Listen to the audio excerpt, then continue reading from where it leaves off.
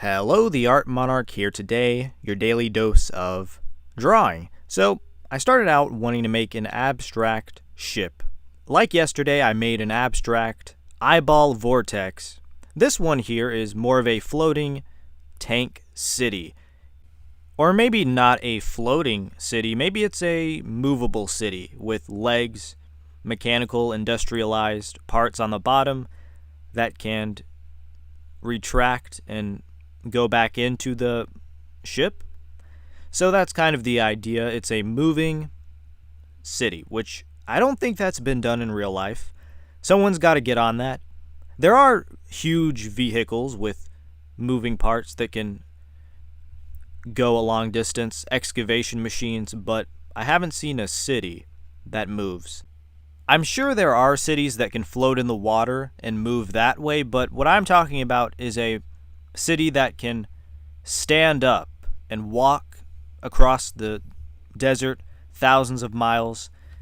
Something like that, which might be possible in the future. I feel like that is something that would happen.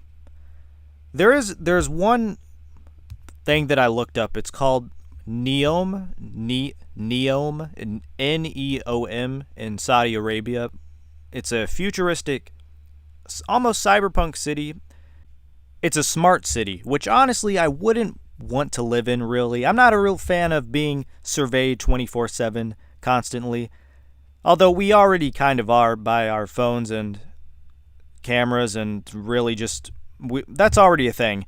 But I don't want to be enclosed in some kind of futuristic hub that gets locked and you're stuck inside. That doesn't seem like the best thing. You know, if the electricity or something goes out, you're kind of trapped in these huge locked doors. Well, I'm not exactly sure how it works, but I'm not a fan of that. But I like the idea. I like smart, futuristic stuff. It might be a good place to vacation or be a tourist in, but I wouldn't want to be in a smart city, which is happening. It's going to happen everywhere, all over. We're going to be enclosed with massive walls. You won't even be able to see the sky in 100 years. I mean, let's be honest. Okay? 200 years from now, New York is going to be a huge box. It is already a box, but you know what I mean. It's going to be massively enclosed, but that's just me telling the future. But anyways, that's what this drawing is. It's a huge structural landscape with compact apartments. Now later on in this drawing, you can see that I put in an air defense system on this city, which protects it from, well, the enemies and everything trying to take resources from this apartment complex. I guess it's in more of an apartment complex, not really an entire city, which seems a little bit more reasonable and realistic to have an apartment than an entire million-ton city moving. That's not a thing. But an apartment complex is okay. I think you can make machinery that withstands that amount of weight and force, but a city is a little bit too much. Or maybe you could have some rockets on the bottom of the city, but the issue with that is how would you replace them? Because if you stop the engines, then the city falls down and most likely breaks everything, so that wouldn't really work.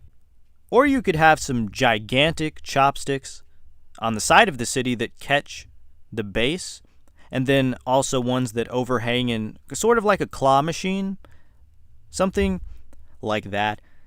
And then it's like a SpaceX rocket, right, where you grab both sides of the city and then hold it up while the engineers can go down and repair the rockets or add in fuel. There really is a lot of ways you could go about it.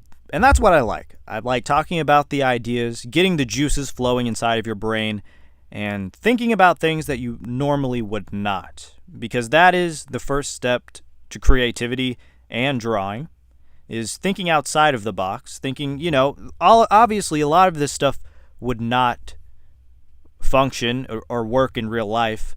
Maybe in the future when we have that technology, but right now that's not a thing. But I like the ideas, and that's what's important. But anyways, that's what we've been up to in the Art Monarch studio. Now I like that idea. A claw machine, a gigantic one, picking up tiny little aliens, or something else. I'll have to think of a good object that I can put inside of the claw machine. I'll also work more on my architecture and buildings, and I actually look up drawing videos of how to draw buildings, because right now I don't use any reference for this, as you can probably tell. So I'm not very impressed. It's not a great drawing. It's more of an abstract square doodle, which is nice, but I should watch some YouTube videos about drawing buildings. I want to draw some ancient Greek, maybe a Roman cathedral, some kind of huge, massive, artistic looking thing. You know, I find it interesting how we don't build these huge, massive, beautiful buildings anymore. We did hundreds of years ago, but I guess, you know, everyone in America, we have suburban houses. They all look the same, cookie cutter. Where's the beautiful stone buildings at? Where are they? Well, you have to go to certain places, but I wish there were more of those. But it is what it is, I guess. So I'll have to draw them. Maybe that's why I'm an artist, okay? Because there's a lot of things that I wish I could that were still a thing, like swords and knights and that kind of. But it's just not. That's the point of being an artist, okay? You get to create everything. I guess the problem with making these huge, beautiful buildings would be that it costs too much and it takes too much time. Now, I'm not sure if you can hear that in the background, but it's raining right now. Rain alert, okay? That's a little annoying, and so that means that I'm gonna stop. I'm done recording for now, okay? I can't even hear myself think. It's raining. That's all for this video. This month, November, will be a month of research, learning, exploration, but most importantly, drawing. Okay? That's all for today. Good night.